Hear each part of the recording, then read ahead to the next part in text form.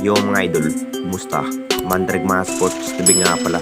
At pag-usapan, Barangay Nibra, Buntismal, bibitawan na nga ba ng Barangay Nibra at si Stand posibleng makabalik sa upunan ng Barangay Nibra.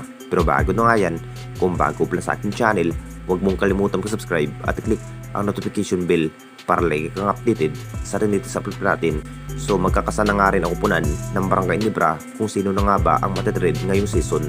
Dahil mas maraming bagong guard ang ating Barangay Nibra, hindi pa rin makakambag sa bawat laban.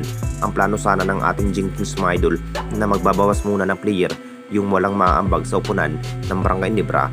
Posibleng matitrade na nga ba ang nasabing player na si Buntismal mga idol. Alam na nating lahat, isa rin si Buntismal sa binabalak ng SMC, posibleng matatanggal sa lineup.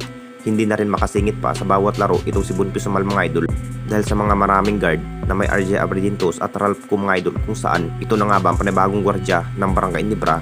Posibleng gagawin trade asset na nga rin itong si Buntismal mga idol ngayong season. Siya na nga rin ang pinili na posibleng bibitawan na ng Barangay Nibra. Nakita naman nating lahat mga idol sa bawat performance itong si Buntismal, maganda rin ang kanyang performance.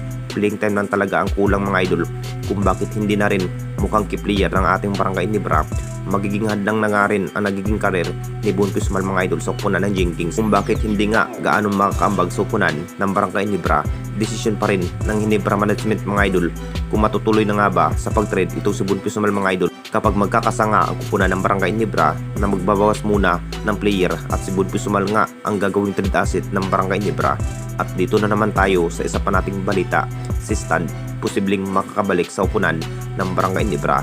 Alam na nating lahat mga idol, masasabing naging issue nga ang nasabing big man na si Stan mga idol.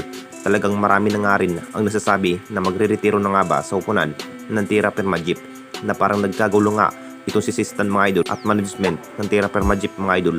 Hindi naman natin expect na ganun nga ang sinabi ang nasabing big man. Maganda pa naman ang naging laro ni Stan mga idol sa nagdaang season. Hindi man lang nakakapasok ang kupunan ng Tira Permajip mga idol sa playoffs. Si Stan pa rin ang inaasahan ng lahat sa center area. Marami na nga rin ang nasasabi mga idol, posibleng makabalik na nga ba ang nasabing big man na si Stan sa upunan ng ating Barangay Nibra ngayong season. Naghihinayang pa rin itong si Coach Temcon mga idol kung bakit binitawan nga ng SMC itong si Stan. Malaki na nga rin ang kanyang naaambag, mas mahabang playing time nga ang kanyang makukuha kaysa kay Japet Aguilar.